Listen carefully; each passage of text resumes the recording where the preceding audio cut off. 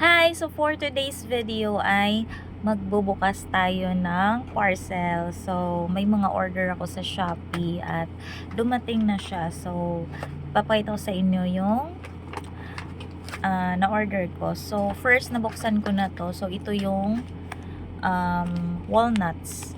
No? So masarap to pang merienda. So nag-order ako ng mga seeds kasi bala ko siya na ihalo sa oats, no? So gagawin ko siyang pang topping. So maganda rin to para pang merienda, no? So kung nagbabalak kayo na mag oats, no, lagyan niyo ng toppings na ganito or any kind of seeds, tapos lagyan niyo rin ng gatas, no? Pwede rin maglagay kayo ng saging or ripe mango, tas lagyan nyo ng ganito. So gusto ko tong walnuts kasi malutong siya, malutong, and basta masarap siyang kainin talaga, no? Kung gusto niyo ng healthier version ng inyong snack, so try niyo tong walnuts. So next natin ay ito pa, buksan natin. So yun lang kasi yung unang nabuksan ko.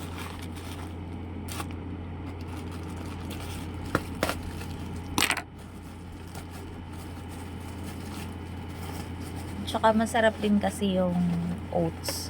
No, yung ginagamit ko na oats, yung hindi siya instant, no. Yung ginagamit ko is yung rolled oats. So kailangan mo talaga siyang lutuin. Pero mabilis lang din naman siyang lutuin.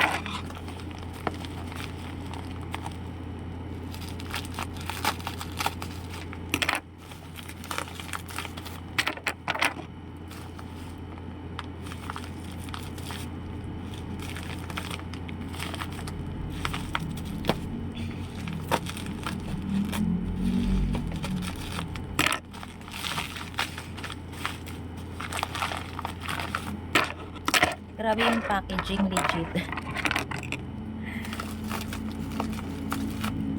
Grabe sa bubble wrap. Hindi tinipid ng bubble wrap. So safe na safe yung parcel niya.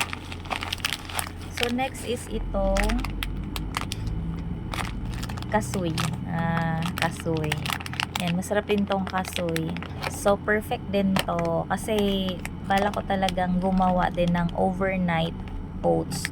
Yung ilalagay lang siya sa jar, no? Tapos lalagyan natin ng gatas, tapos saging, tapos lagyan natin ng toppings na ganito.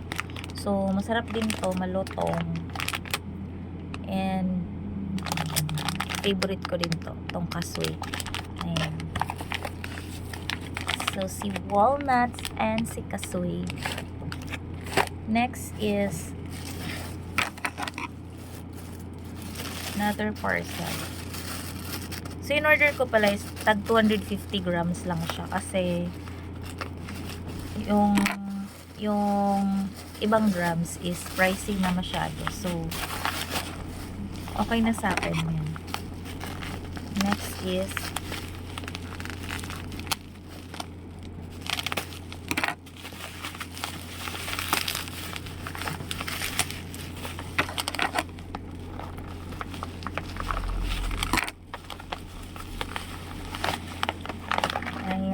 meron tayong mixed berries.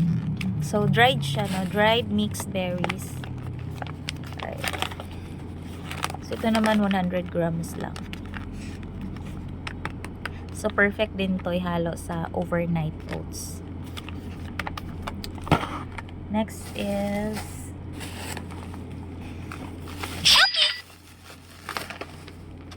pumpkin seeds. Ayan. Sarap din tong pumpkin seeds. At syempre, napaka-healthy.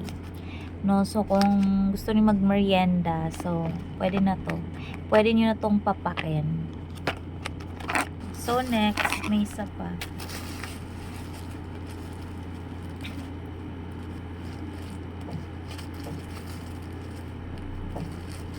Meron naman ito sa mga groceries, pero mahal. Mahal siya sa groceries pag binili nyo. Kaya gusto niyo rin mag-order ng ganito, mga seeds, order na lang kayo online. Sa TikTok meron din. TikTok, Shopee, Lazada.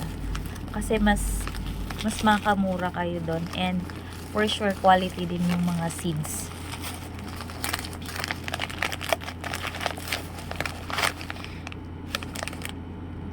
Wow! Whole almonds. Ang ganda ng almonds, so. And meron na rin siyang expiration. So, ito ay 250 grams. Ayan. So, yun lang. Ayan. Almond, pumpkin seeds, mixed berries,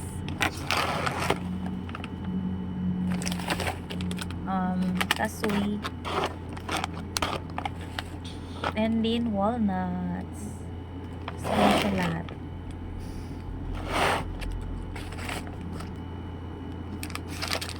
So, ngayon naman, titikman natin siya.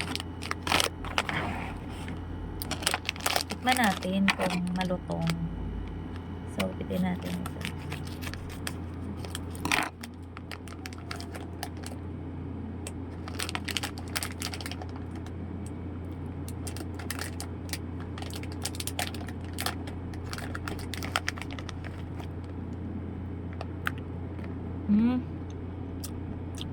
Harap.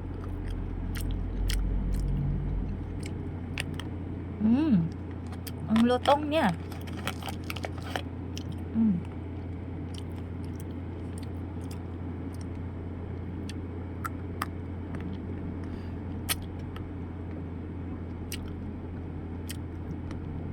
Grabe ang harap.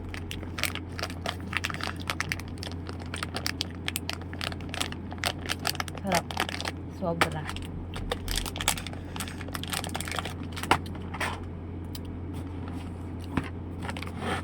Next is almond.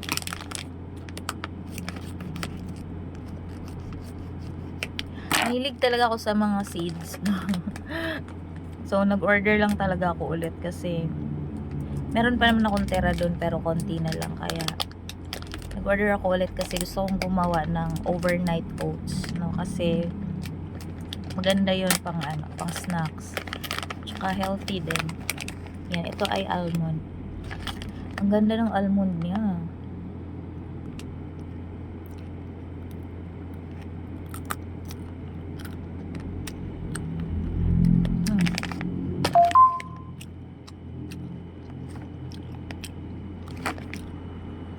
Ang lutong.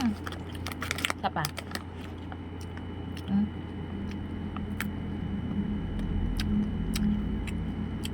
Harap.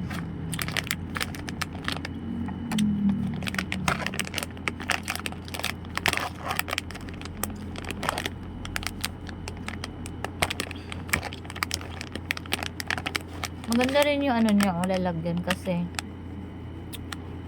nasisealed mo talaga siya ng ayos. Next is itong pumpkin seeds.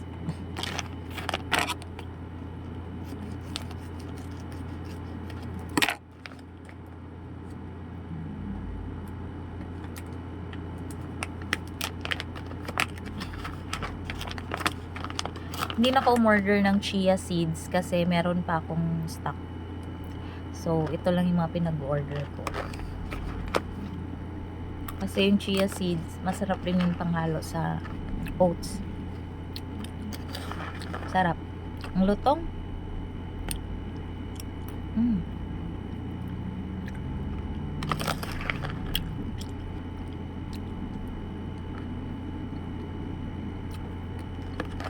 Ang lutong.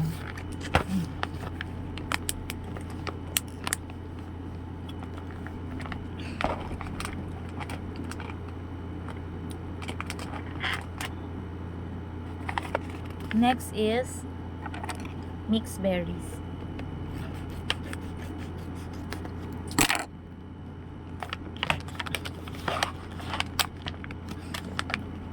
Grabe, ang bango.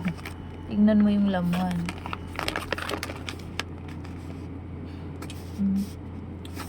Ang bango.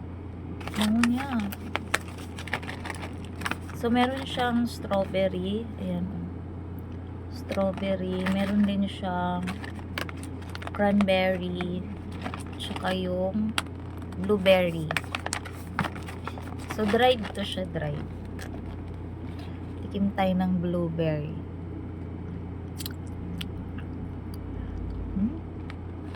Sarap. Cranberry.